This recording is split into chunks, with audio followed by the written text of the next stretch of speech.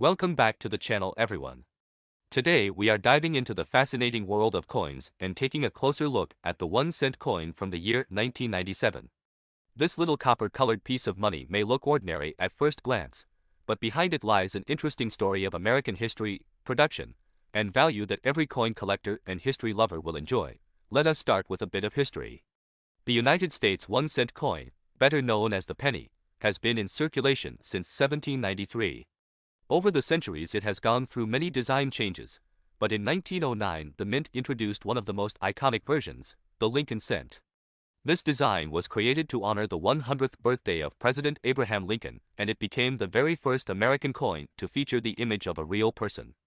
The design was so well loved that it stayed, and by 1959 the reverse was changed from the wheat ears to the Lincoln Memorial, marking the 150th anniversary of Lincoln's birth.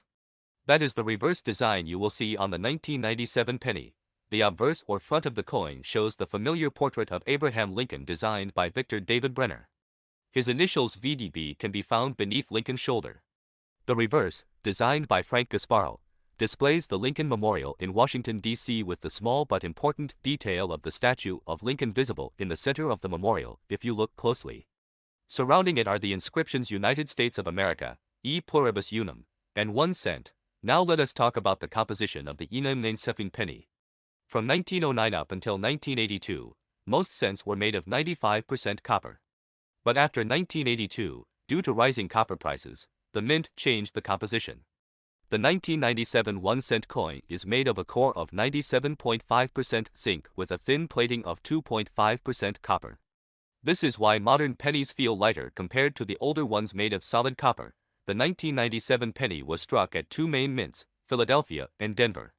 The Philadelphia coins have no mint mark, while the Denver issues carry a small letter D just below the year. In total, billions of these coins were produced. The Philadelphia mint struck over 4.6 billion pennies in 1997, while the Denver mint produced over 4.5 billion. That means more than 9 billion coins entered circulation in that year alone, making it one of the most common modern pennies in the United States. With so many coins minted, most 1997 pennies are worth only face value today, which is 1 cent. You can find them in pocket change everywhere. However, coin collectors always search for high-quality examples in uncirculated or proof condition. A perfectly preserved 1997 penny graded at the highest levels can sell for a few dollars, and in some cases even more.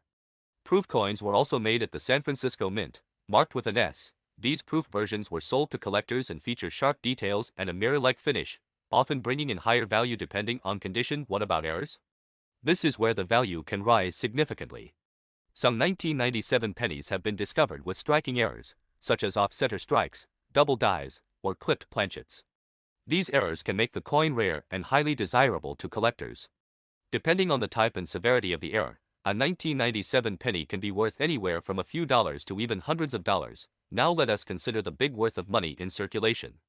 Since over 9 billion pennies were made in 1997, if you add up all of them together at face value, that equals more than $90 million worth of 1-cent coins produced just in that year. It is incredible to think about how much value such small coins represent when counted in massive quantities. Even though 1 penny alone cannot buy much today, the sheer scale of production shows just how important this coin has been in everyday commerce. To summarize, the 1997 1-cent coin may not be rare in most cases, but it represents over 200 years of American coinage history, the legacy of President Abraham Lincoln, and the shift from copper to zinc-based coinage. While most are only worth face value, high-grade examples, proofs, or error coins can bring collectors much more. And when you think about billions of these coins circulating together, they hold a truly massive worth in total. So next time you find a 1997 penny in your change, take a closer look.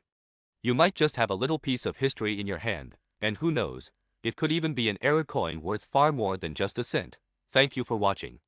If you enjoyed learning about the 1997 penny and want more videos about fascinating coins, make sure to like this video, subscribe to the channel, and hit the notification bell so you never miss an update.